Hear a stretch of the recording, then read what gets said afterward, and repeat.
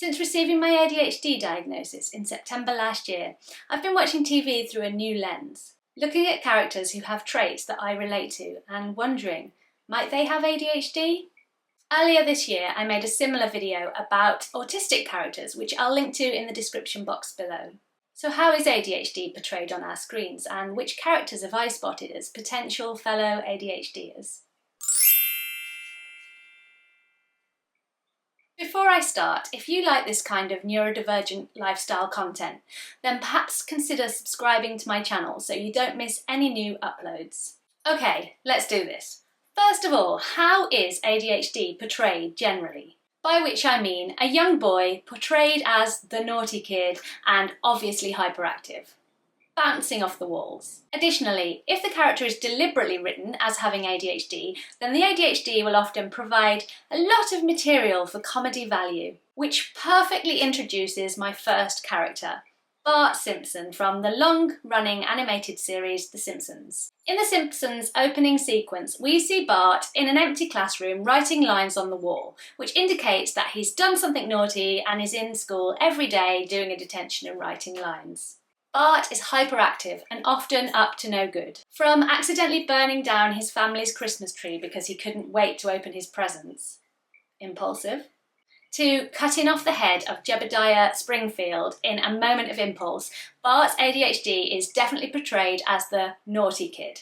In fact, in the episode Brother's Little Helper, after another Bart prank has gone wrong in school, his head teacher begs his mum to put him on experimental drug, Focusing, which is obviously referring to Focalin, which is an established ADHD medication. So Marge puts Bart on this drug to control his behaviour, and initially everything improves, but he very quickly spirals into a psychotic delusional episode. So yeah, another lovely stereotype, ADHD meds are bad.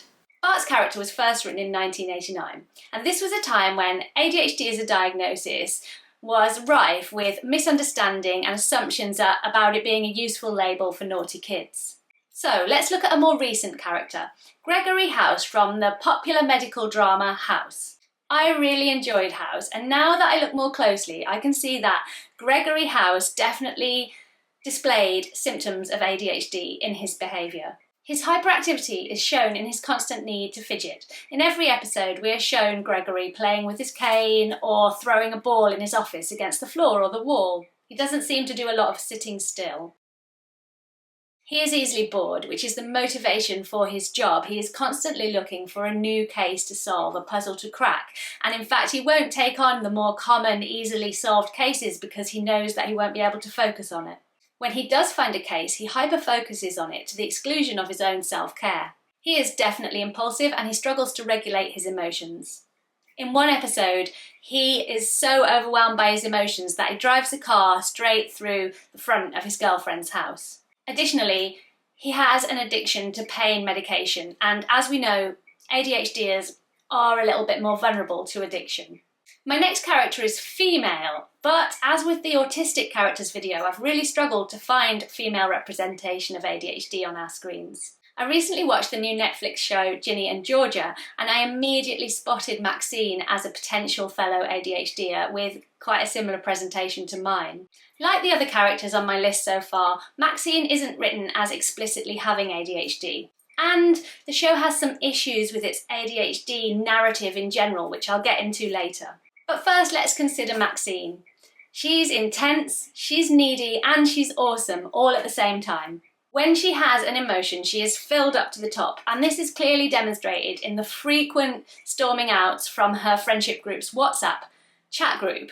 Additionally, she falls so hard for her first girlfriend, and that sort of demonstrates that ADHD thing where I just feel every emotion massively. She doesn't often sit still, and she channels her intense energy into singing and dancing and performing, which is something that I used to do too. So I suspect that she is an ADHDer, and I was feeling pretty positive about the show all round until I came across the episode which features the song Adderall Brains. This episode features a song about someone's terrible experience with Adderall and how it had turned him into a zombie and how hard he'd struggled to stop taking Adderall. For goodness sake, will we ever see a character who takes ADHD medication and benefits from it? Because yes, meds aren't for everyone, but for some of us, they're incredibly helpful and life-changing. And frankly, we could do without such a negative barrage of narrative about ADHD meds everywhere we go. My next character is Phil Dunphy from the sitcom Modern Family, and probably his son, Luke Dunphy. His potential ADHD is referred to in the storyline but never confirmed,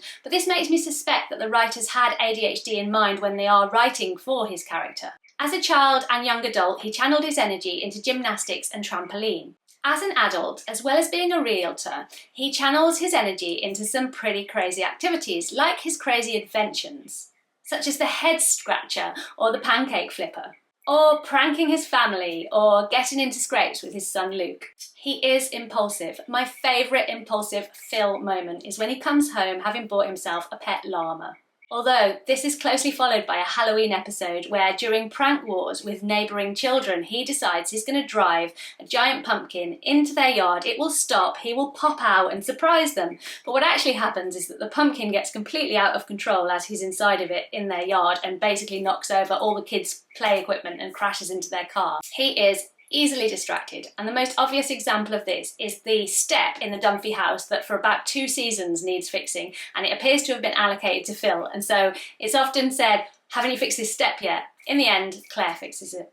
I like that Phil is fun, endearing, and dependable as a character, and he's really well liked, and part of that is because of his ADHD. A similar likeable ADHD character is Jake Peralta from the comedy show Brooklyn 99.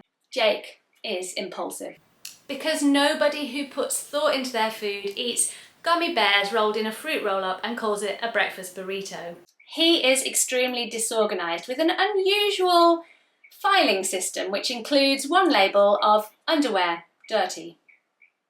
He's so messy that eventually his desk becomes inhabited by a little family of mice. He is easily bored, he has mood swings, and seriously, if you're looking for what his hyperfocus is, check how many times he references the movie Die Hard. Additionally, he just has a quality, you know?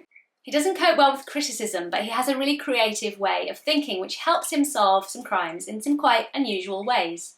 So while it's unconfirmed, I think Jake Peralta is one of the more obvious ADHD characters that I came across in this search. Now, I'm going to go back to a point where I'm not even sure ADHD was being diagnosed, where I found a really obvious ADHD character. Maria, from the classic film The Sound of Music.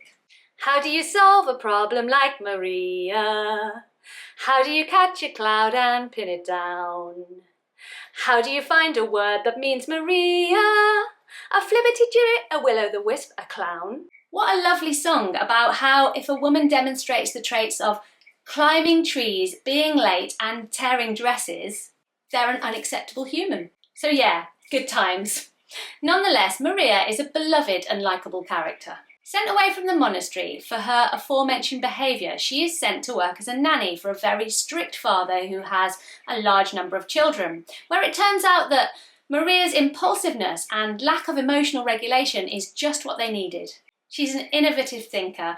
When she's told she can't take the children out playing because it'll ruin their clothes, she makes clothing for play out of some of the curtains so that she can carry on with her plan. She feels really deeply, which helps her to connect with each of the children individually and eventually the Baron. Maria gets her happy ending. But it's hard not to wonder how an escape over the mountains and an uncertain life on the run might have impacted her. Finally, Minions! Just kidding, but I connect hard with the Minions and no one's taking that away from me. That's it from me in this video. I'd love to hear about more ADHD characters, so do leave me comments below and I'll follow your leads. If you've enjoyed this video, please hit the like button and don't forget to subscribe to my channel. If you are really digging my work, did I just say digging? Then perhaps consider clicking the join button to check out my membership offer and see whether that's something that might work for you. It's how I keep the channel running. Bye for now.